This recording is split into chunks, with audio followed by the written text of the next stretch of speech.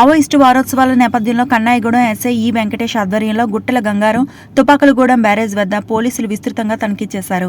ఎక్కడ ఎటువంటి అవాంఛనీయ సంఘటనలు జరగకుండా ప్రతి వాహనాన్ని తనిఖీ చేస్తూ అలాగే గ్రామాల్లో ఎవరైనా అనుమానాస్పదంగా తిరుగుతున్నా పోలీసులకు సమాచారం ఇవ్వాలని తెలిపారు.